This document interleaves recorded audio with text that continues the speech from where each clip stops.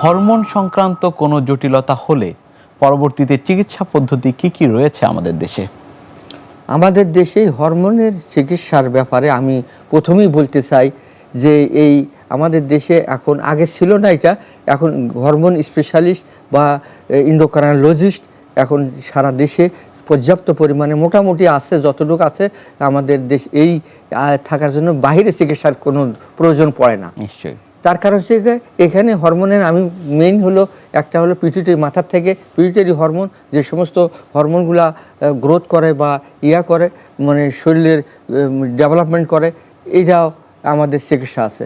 তারপরে থাইরয়েডের চিকিৎসা তো ইজি এখন, এই থাইরয়েড যদি হাইপোথাইরয়েডিজম ইভেন ক্যান্সার যদি থাইরয়েডের হয়, এটা 100% আমরা এখানে সুচিকিৎসার জন্য ব্যবস্থা আছে বাংলাদেশে।